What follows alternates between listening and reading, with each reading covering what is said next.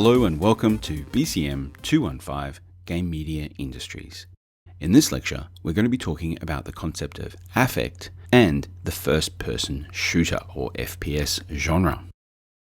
So this week there are two readings on affect and the first-person shooter genre. These are both pieces from research that I did in the early 2010s, but they're still very relevant for the genre of first-person shooter games that continue to be high-selling and hugely popular online games. Let's first start with the concept of affect and start putting down some basic definitions. When I use the term affect, I do not mean the verb. So the verb to affect something means to produce a change. And so that's kind of relevant. But the way I'm using affect actually comes from psychology. In psychological terms, the concept of affect refers to the connection between a physical process and a mental sensation. At its simplest, affect is associated with emotions or feelings. These include, of course, pleasures, anxieties, discomforts, distress, or enjoyment.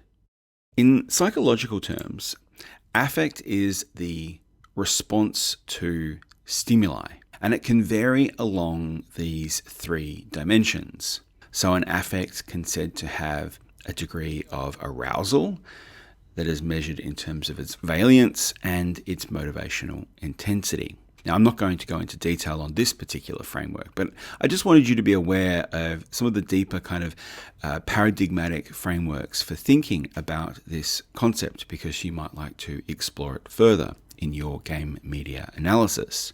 The concept of affect can be useful, especially when you're looking at the appeal of something like The Sims, or the relationship of design to advertising, say in mobile games, or even something like the power of nostalgia in game design. So how is affect connected to first-person shooter games? Well, the FPS genre goes back to games like Maze War in 1973, which I've discussed in a previous lecture, and the now classic Wolfenstein 3D from id Software, first published in 1992. In his book, Gaming: Essays on Algorithmic Culture, Alexander Galloway attributes the origins of the FPS genre to the pictorial method used in art and cinema known as the point of view. The point of view shot places the camera in line with the character's head so that the viewer sees what the character sees, which is known as a subjective perspective, because the camera, according to Galloway, is merging with the visual of both the audience and the character, both actually and subjectively. You can see here the similarity between the POV shot in Alfred Hitchcock's 1945 Spellbound and Half-Life by Valve Software in 1998. Galloway argues that cinema remediates the human point of view through both vision and sound in order to psychologically and cognitively produce affects. Most often, these affects produce a sense of alienation, detachment, a fear of violence. But I would argue they also create a precipience of action, right? An affect of anticipation and readiness to respond that is particularly unique to, of course, cinema in a more passive sense and video games in a more active sense. I do want to point out, however, that the POV shot goes back much further than cinema to the use of the rectilinear plane of perspective that was refined during the Renaissance. Rectilinear simply means consisting of straight lines. So aligning these lines to the viewer, the image is framed by the subjective point of view. This points to an intimate association between the image and its audience, inviting, pulling the viewer into the image forcing their perspective and moving their eyes along the directed lines visually. You can see these in both these images. You're actively pulled into the image visually, and your eye naturally follows those lines. Computer games take this perspective to an entirely different level. Film and photography, painting, right, of course, all invite you into the subjective point of view visually. But digital games expand on this experience through what we call the cybernetic feedback system, the technical strata, right, the actual hardware of the video game console or the PC computer. What is significant here is not the visual perspective, but that visual perspective plus the cybernetic control system that incorporates the human body with the machine. This inclusion of the human and the mechanical, this synthesis or fusion of these two hardware, organic and mechanical hardware, incorporates the player's body into the movements that are occurring on screen. The human input and sensors are part of the operation of the game's design. By including the human body, the game introduces human agency and decision-making into the experience. Now that agency can be quite limited in a first-person shooter game, but it is still there. The human is directly engaged in the production of the experience at both the hardware and software level. Together, this cybernetic machine and the subjective point of view means that the FPS genre is especially affective, which is why there is a great deal of anxiety about the possibility of negative effects of FPS games, because they are historically connected to military-themed and otherwise distinctly violent in content. Before we talk about that more, I want to just start to unpack a little bit further how affects work in terms of the human body and what we call stimuli. So the human body generates thousands of stimuli at any one instance. Eric Schuss describes affect as the non-conscious experience of potential created by the body responding to the intensity of those stimuli. This is a really important idea, and it's quite a complex one. So the non-conscious experience, so the precognitive experience, so you're not actively thinking about it, right? The non-conscious experience of potential, right? So the body is full of this potential to act, potential to respond that isn't even, this is entirely before we get to the cognitive processes of the brain. So the body itself is responding to the intensity of stimuli. And you can start to see here, right, where emotion and cognition comes in, because you are responding to the intensity of stimuli. I'll give you an example in a sec. All right, so this is an important idea because it helps us to explain the gap between the body registering a stimuli, reacting to that stimulus, and then the cognitive process that responds to the stimuli as an emotion or feeling. All right, let's take an example to help make this clear. Say you accidentally put your finger on a hot plate in the kitchen, or you accidentally touch a frying pan with your finger. The body is stimulated by the input at the skin level. The heat is registered by the senses as pain. Your body begins to pull your finger away slightly before the point at which your consciousness kicks in. Now, it's only slight, but you will start to react. You will jerk your hand back. An electric shock, I think, is even faster because of the nature of the stimulus, right? You get an electric shock, your hand will shoot back. And it will happen before your brain actually starts to process what happened cognitively. And it's at that point that your brain then assembles that stimuli into an emotion, right? So the affect goes off, and you're fully charged, and your body is responding, and your brain is starting to make sense of that response. And this is where the brain converts that affect of energization, right? You've pulled your finger back, all right, burn. And then you start to register anger that you did it. Then your brain starts to register frustration at maybe because you were clumsy or you weren't thinking. And then as the pain starts to become processed, your brain is kind of processing that as distress or is upset in some way. And then you might even get a sense of shame. Your brain is like, you were so silly. Why did you do that for? And then those things happen, very quickly. But it is that process of the body responding first. And why is that? Well, the brain is in charge of making sense of all the stimuli that the body is encountering at a single moment. However, much of that processing is done automatically, right? It's done pre-cognitively. Like you don't, unless I say now I say, think about your breathing,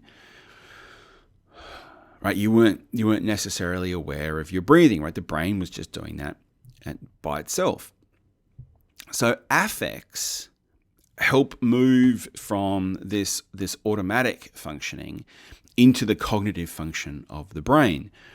And affects then processed by the brain and understood as emotions and feelings and responses. And it's not just, of course, sight and sound. Think about the feeling of discomfort, right? Think about that feeling of anxiousness and unpleasantness when someone drags their nails on a chalkboard. Think about that sense of anticipation when you hear the first few notes of a song or a music track that immediately makes your body feel good. You might even start moving. You might start tapping, or your body is reacting before you even have fully finished processing what the name of the song is and where you remember it from. Affects, argues Schuss, are the result of the body's processing of the intensity of the stimuli with the quality of experience. Music and sound are a really good example here. We don't only hear music through our ears, but we feel it through our body, through our chest, through our skin, and our organs. I had a friend who was largely hearing impaired, and she would listen to certain tracks by laying down on top of a large speaker, and feeling it through her body. As the body processes the information from the stimuli, it then starts to respond automatically and then cognitively. Maybe the music begins to chill us out. Maybe it pumps us up, and our heart rate starts to increase. Maybe we start to relax to it. All before we even begin to cognitively process and recognize what is happening, let alone the song. All of these happen before we register it consciously. Music makes us feel in our body. Like when you go to a concert or an outdoor event, you can often feel the sound waves hitting your chest and hitting your body before it registers in your mind. So affects, argues Schuss, modulate emotions, perceptions, and reactions. Affects are a way of the body preparing itself for action in a given circumstance by adding a quantitative dimension of intensity to the qualitative experience of stimuli. Now, this means that affect is actually contagious. That's right. Affect can be spread, right? When a baby is crying or upset, that can spread to other babies, right? That's the kind of earliest indication of affect. They don't consciously know what's going on. They're just systems are firing because they hear someone in distress. Panic, laughter, melancholy or sadness, fear, and of course excitement can all be spread. And certain events and locations are vectors for the spread of affect. We talked about music festivals, but sporting matches, right? When you go to a sporting match and you're in the crowd and you're in a stadium and everyone is roaring and everyone is cheering, that is impacting on your body. And it's very hard to remain detached from that because your brain is automatically processing it. It doesn't necessarily mean you're happy. Your team could be losing, right? But you are affected by it. And of course, parties. Parties are a very traditional way of spreading cheer and celebratory vibe. Right? And again, it doesn't mean you will necessarily, like if you go to a party and you're unhappy, right? That doesn't necessarily mean you will be cheered up. But the likelihood of that is definitely increased by the space and the people in it. This also means that affects can be weaponized and commercialized. And of course, a lot of marketing and advertising is directed at trying to create positive affective responses to something. Not necessarily making you do something, which would be an effect, but creating a positive correlation in your mind with something affectively. And this is really important. I don't want you to confuse affect with effects. Historically, there has been an incredible degree of moral panic over the effects of media. The idea that exposure to a media produces measurable effects on the human brain. All of these technologies, right? The printing press, paperback novels, comic books, radio, film and television, and of course video games have been blamed for a variety of imagined effects. The idea that if you sit down and you watch a violent horror movie, you are going to become sociopathic, right? Same thing with violent video games. If you play violent video games, you're going to be a violent person. Or if you only read comic books, you're not going to be a sufficiently developed adult. Or if you read novels, right, you're not going to be a properly educated person. The reality is that after decades of study, there is absolutely no evidence that games have any measurable capacity to make players violent. Moreover, the violent crime statistics in societies with high levels of video gameplay and high levels of violent video gameplay continue to show a steady decline of violent crime incidences. Now, correlation is not causation, so I'm not linking the two. But if video games made people violent, you would expect to see an enormous rise in violent crimes because of the huge popularity of video games. So there are absolutely no links between any kind of media content and direct effects on the human brain. Positive or negative, I should say, as well. Right? There is no evidence that those brain training games make you cognitively smarter, right? Now, that's not to say, but the difference, and the difference I want to point out is because there is evidence to show that playing Tetris, for example, is useful for people with PTSD. But that's because of the affect. The act of playing Tetris on lower difficulties relaxes you. It chills you out. Right? It's not making you better at stacking boxes of oddly shaped sizes, which would be an effect. But the affect is there. It's making you feel a little bit better, a little bit more in control of your life, a little bit chilled out. And that's very different. So an affect is different to an effect. Let's talk a little bit more about military-themed multiplayer games and the first-person shooter genre. This genre is usually understood in terms of what we would call its representational strategies. So representation is a dominant trope in the mainstream criticism of FPS games, particularly connected to moralistic thinking. The idea that if you enjoy violent video games, you must be violent or you will become violent. And you will go off and you will, shoot people up in real life, when the opposite is more the case.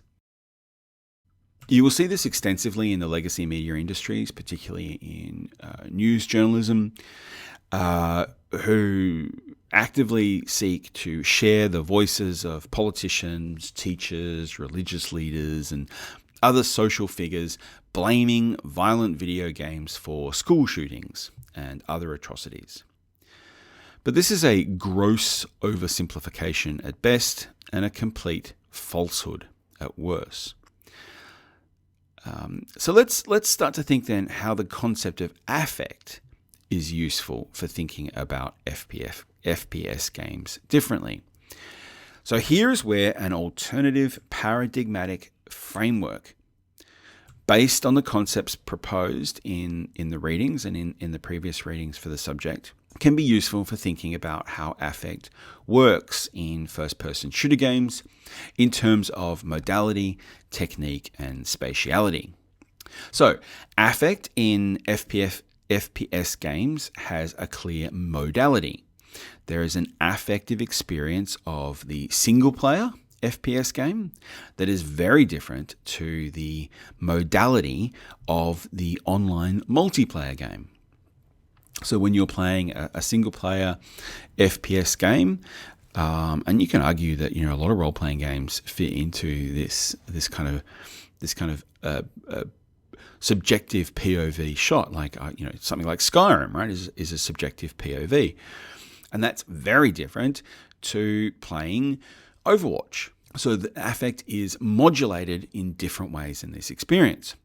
Playing FPS style game in single player can be suspenseful, whereas in multiplayer it can be exciting, humorous, frustrating because of the way people are changing the experience. So these different modes modulate the affect experience of the genre in different ways.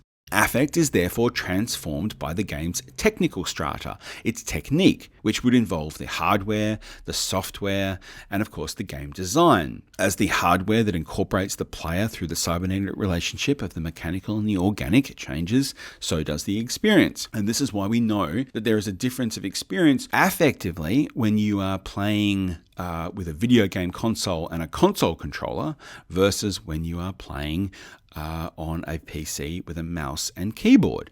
Similarly, when you are playing on a large television compared to playing on something small like a Nintendo Switch screen. This then also means that the FPS experience has a level of difference depending on its spatiality. If you are sitting at a desk playing on a PC, that is very different to the affect that you're experiencing sitting on the couch, reclining with a video game controller. So it's important to very clearly take into account both the hardware and the software, and of course the network and the broader experience of interaction. All right, so that's one example of how you can break down the idea of an FPS experience in terms of the concept of affect within a specific paradigmatic framework. I want to go further with this because we can break down the representational elements even further. If we examine the screen of an FPS game, we can see here the point of view perspective with the gun raised to the viewer's eye so you can see through the scope. But take a look around the screen. There are a couple of other points of interest. There are other details like ammunition count, hit points. Quite often there's an armor value. And you can see down in the lower left-hand corner, there is a mini-map. And this on-screen overlay, we can get another example here. Here's probably a better example. You can see in the top left, there's the mini-map with an arrow pointing your direction. You're getting some information about who's at your base. You've got score. You've got down in the lower left, you've got what's happening in the game that you can't see. On the right-hand side, you've got your grenades, you've got your ammunition count, and then you've got actually overlaying text on the screen. So there's a huge amount of extra, right, what we might call non-diegetic information going on the screen, or via this what we call heads-up display, or HUD. The HUD is the overlaying of two-dimensional information on the three-dimensional simulation, which adds to the specific affective resonance of the game. adding even more stimuli to the situation. Another stimuli, of course, is sound. Some games, especially military-themed FPS games, go to great extent to create an authentic soundscape, while others, like Overwatch and Team Fortress 2, have a distinctly otherworldly or science fiction aesthetic. And this, of course, applies to the visual realism, if you like. You wouldn't call either of these examples realistic in any way. So the sheer magnitude of stimuli in FPS games can be quite overwhelming. And I've played FPS games basically my whole life. I've played them competitively. But I find that as I get older, I don't have the visual literacy and the cognitive capacity to keep up anymore. Overwatch, I'm terrible at it.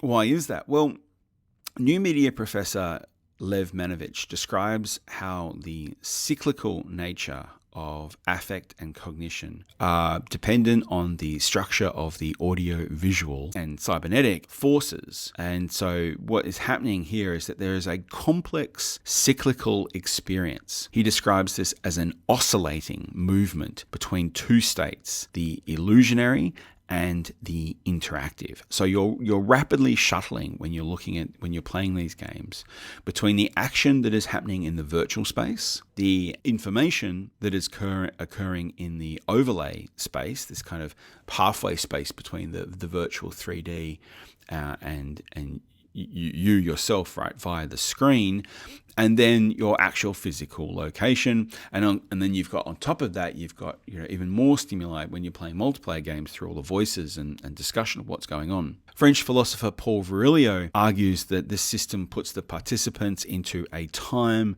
place, and space of what he calls the soldier's experience. So he's not making a representational argument about the military connection here, but rather an affective argument, right? He's saying that the connection to the military experience, the soldier's experience, is not in terms of the violent representation, but rather the affective hypersensitivity to the experience. Virilio argues that the video game places the player into a permanent state of preparation and anticipation towards violence. And so the body becomes this highly charged and ready for action and response. Roger Stahl describes this kind of militainment as dangerous because it makes the players active participants in an interactive war that constitutes the player as purely a subject in the military discourse. Now, this might be true. It might be the case that the military-themed FPS games contribute to the popularization and the valorization of war as an interactive media form. But this argument just seems to me as being overly simplistic and dangerous as an argument, because to suggest that a video game correlates in any way to the actual lived experience of war is to really do a terrible disservice to anyone that has had to suffer through the real life experience of warfare and even just gun violence. The reality of war is simply different to the virtual experience of computer games. This is a kind of irony for me because I'm very much a pacifist in real life, and I believe that the only place that there should be guns and conflict is in computer games, or maybe tabletop games as well. Let's put this in a different context. You could be a great sports star, but that doesn't make you any good at FIFA. Vice versa, you could be excellent at FIFA, but that doesn't make you any good at soccer or football. Now, there are some games which approximate reality to a much higher degree. And these are car racing simulators and flight simulators. But I would argue that there is still an immense magnitude of difference between the ability to play virtually and the actuality of physically racing a vehicle or flying a plane and landing it and taking off. This is the overlay of mimetic replication and historical realism, which is what Galloway argues is what we call realisticness. Galloway says realisticness is important, to be sure, but the more realisticness takes hold in gaming, the more removed from gaming it actually becomes, regulated instead to simulation or modeling. Now we're getting into dangerous territory here of the kind of formal definition of games, and I steadfastly want to avoid the quagmire of formal definition of games. I want to use this quote by Grosberg to kind of clear things up a little bit, or conclude this point. And that is that audiences are not convinced that a racing car simulation or a flight simulation is real. There's a famous line in the Matrix movies where, the first Matrix that was produced was a perfect utopia, and the humans rebelled because they could see it was clearly not real. People are often quite aware of their own implication in the structures of power and domination, says Grosberg, and in the ways that cultural messages can manipulate them. Like, we understand how media works. We're not, duped by it at all. It doesn't matter how realistic a simulation is, because it is not simply deploying its ideological content into the player's brain in a predictable manner. And this has a lot to do with the way that affects are not emotions. So affects don't translate in predictable ways. Sometimes after you've burnt your finger, you can actually laugh at how silly you were. And this often comes down to what you might call the notion of taste, right? Comedy, music, aesthetic inspiration, motivations to action, all work differently for different people. Some things make some people laugh and others not. Some things will make people cry and others not. Some people won't react when a baby cries, but a parent or, say, a mother of a recent newborn will be more likely to be affectively charged to respond to that stimuli. I want to be really clear on this point that affects are not emotions. Emotions are produced after affects. Emotions are the cognitive processing, the social and linguistic reordering of the quality of an experience after the body has processed the intensity of an affect. And kind of embarrassment is a good example of here, right? You can be, hugely embarrassed and you can react, you can get, frozen, or you might run away or try to apologize or whatever. But it's only later after that the brain starts to backfill and starts to process that and starts to produce the emotions of shame and sadness and upsetness, or laughing at yourself. Like, this is the thing, like that people respond very differently to affects. And that's because affects are a modulation of investment. They register in the pitch of sensation that energizes emotion, meaning, identity, creativity, relationships. And they provide a tone to everyday life. I like the idea that affects provide a kind of texture to everyday life. You see this a lot in fans, right? Fans can produce an enormous amount of emotional investment in something that then means that they will respond affectively much more to something than a non-fan. I remember the last Star Wars movie. Like, at the time I was in the cinema, I was like, oh wow, this is cool, this is amazing. And then later on I was thinking about it, I was like, this doesn't make any sense. That what is that? Like, that doesn't make it, like, and then became disappointed. But at the time, because of my investment, I was super affected by the experience. Affects are directly involved in the body's reaction to the intensity of gameplay as the incipients of action and expression. So this totally challenges the way we understand ideas like realism, immersion, and violence. I really like this book by Brian Masumi called Movement affect, and sensation, parables for the virtual. And in it, Masumi describes the mystery of the missing half second. This is the gap between the physiological registering of a sensation and the body's completion of an outwardly directed motion and the backfilling of the process of that experience. What I mean by that is that between a 1.5 second gap between brain and finger, right? So when you're trying to click a button, there is a gap there between registering what's going on the screen and you're actually clicking the button. So think about this in first-person shooter games. When you register on someone on the screen, there's a gap between registering them affectively through the stimulation of the visual senses or the audio senses and actually clicking on the button to shoot them. So what's fascinating in multiplayer games is that what happens is that the body takes over. The body compensates for this lag affectively. In first-person shooter games, this is called the twitch, right? So your body actually will produce a kind of involuntary reaction, a kind of quick, flighty movement, right, in order to actively respond before you've even cognitively interpreted what's going on. And you can see this on Twitch TV and YouTube when you watch top-level esports players, because it looks like sometimes they can predict the future. They can respond to events at impossible speeds because they train to make use of that gap. They train to make use of the affective response to stimuli where the body is compensating for the gap and it's acting before you can consciously recognize what's happening.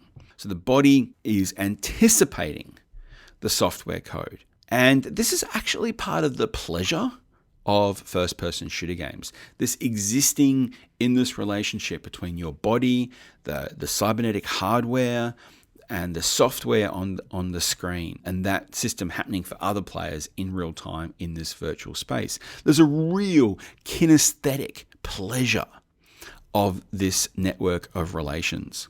And you can hear it come out in people's voices in the multiplayer chats particularly. You will hear traces of affect as people get excited. You will hear it in the pitch and the tenor of the voice, particularly as action starts to become really intense around the turning point of a game. Now, what is interesting is that affects do leave a residue trace in the body.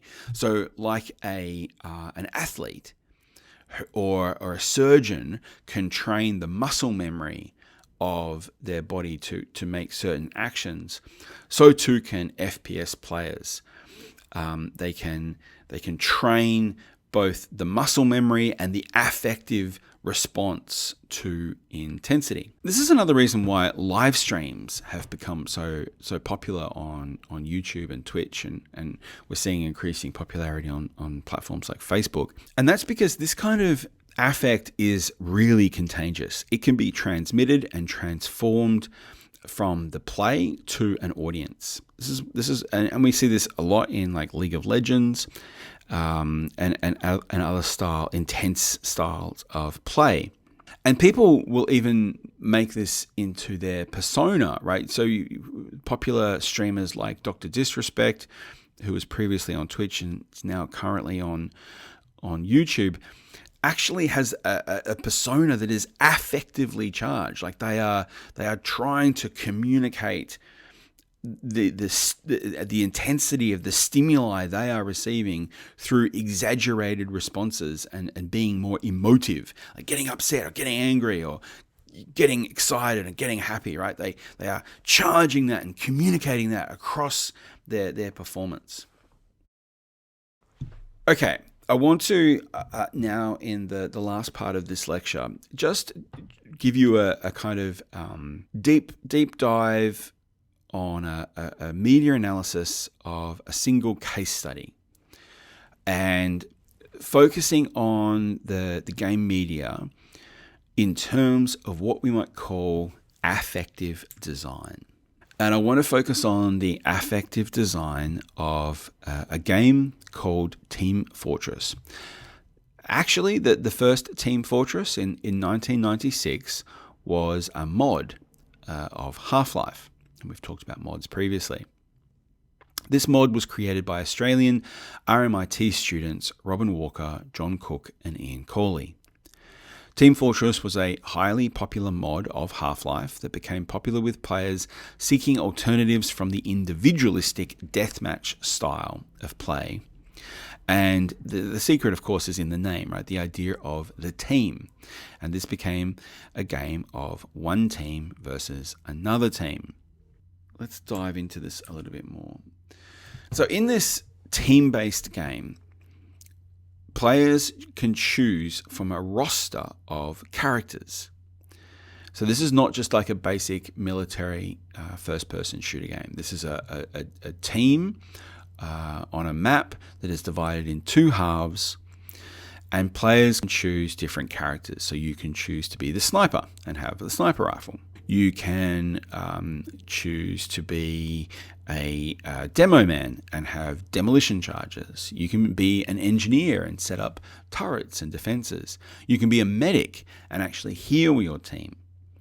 So like chess, each character is a different piece or a component of the overall team puzzle. Each has different movements, strengths, shapes, and sizes. The tactical combination of these classes then produces a complex formula for matching different elements in different sequences. This is where the affective design of the sequel becomes important. There was originally planned to be a sequel to the first game mod when Valve Software in 1999 hired the developers to create a highly militaristic version of Team Fortress 2 that was going to be called Brotherhood in Arms.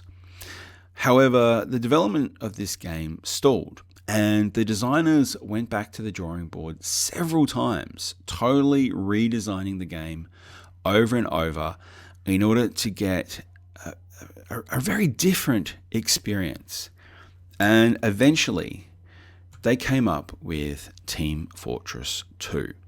Team Fortress 2 was released in 2007, and it is still incredibly popular and played online on the Steam platform.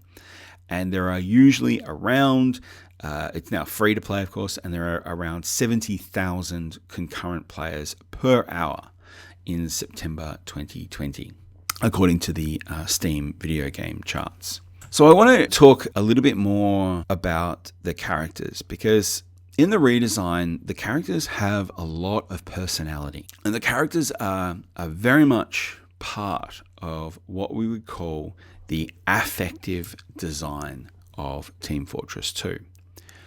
So let's talk a little bit more about the affective design choices in Team Fortress 2. Let's talk about the color palette. One of the interesting things about Team Fortress 2 is that, and you know, first-person shooting games in general that I was talking about earlier, is that the high amount of visual stimuli on the screen. This is one of the issues that I have with Overwatch. I just can't cognitively process all of the things that are going on, so I become affectively overwhelmed.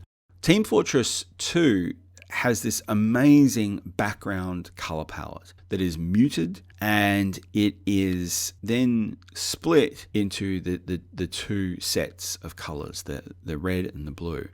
And that's because Team Fortress 2 is a game of two teams, the Builders League United, or Blue, and the Reliable Excavation Demolition Team, or Red. And so the visual differences of the two teams are entwined into the game's virtual world environment through a connected but asymmetrical color palette. So let's have a look at some of the buildings. Okay, so these are some of the backgrounds to the maps, right, to the virtual environment. And already you can start to see how there is detail and there is color, but it's conveying information about the game spaces strategically to the player. So as you move from the red base to the blue base, you're getting this color shift along a spectrum that is affectively resonating with you as you play. You're not cognitively making sense of it because there's too much going on, right? So in the background, the affective texture of this visual spectrum is doing a huge amount of work precognitively so that you get to focus more on the action itself. These affective tones are deliberate design decisions. It's not a duality. It's not really red versus blue, but an aesthetic spectrum, like a shift between red and blue. This spectrum is crucial to the affective resonance of the game, and it contributes to a sense of movement, a sense of speed, and a sense of transition between the virtual game locations. The red team's base is rendered in warm red, oranges, and browns. The buildings are exaggerated and idyllic examples of farmhouses and warehouses and other fixtures of rural America in the mid-20th century. The blue bases tend towards the cooler colors, the blues and the grays of industrial materials with flat roofs and angular building designs of mid-century industrial centers. Movement between these locations occurs via the player avatar. And so there is an intensity of experience that is happening in these locations that again was anticipated by the game's designers, seeking to convey as much sensory information amidst the chaotic action of the online battle. And this is where the silhouette becomes important. So even though you've got these fantastic character designs along the top, when you look at the bottom and you just look at the cutout shapes, each one of those characters are all distinctly different. So when these characters are in shadow or you can't see them, or it's a red character against a blue background, you can immediately get an affective sense of what's going on and what the immediate threat is, right? There's a clear difference of threat between the spy and the sniper. And this is registering affectively before it is being registered cognitively. The designers of the animation of these characters actually cite the techniques used in movies like Spirited Away by director Miyazaki. And this helps to emphasize the affective resonance of the aesthetic dimensions of the game world and the game characters. We can see this particularly in the character class of the Pyro. Now, the artists produced amazing backgrounds and biographies and stories, all deeply infused with twisted parodies of stereotypes and iconic tropes. There's a degree of pastiche and absurdity in dislocating the significance of meaning of these characters to match the kind of hyper-reality of the gameplay. And the characters are designed around affective shapes, colors, music, lighting, and voice acting. The affective design of TF2, Team Fortress 2, was so successful that the publisher Valve realized that they could actually monetize this feature. And Valve led the way in creating in-game items connected to player transactions, otherwise known as loot boxes and DLC.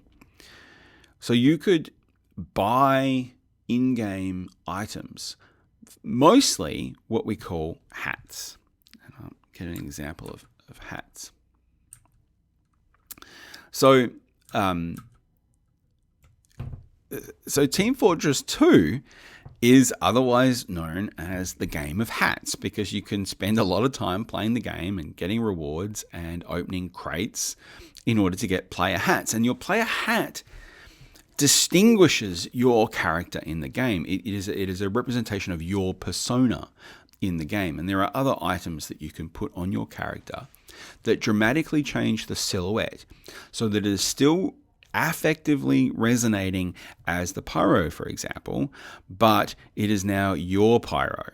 And that was part of the success of the affective design and monetization of TF2, which is why it is still so popular. Each game character can be augmented by equipping a distinctive hat and other wearable items, which corresponds with Deleuze and Guattari's description of jewelry.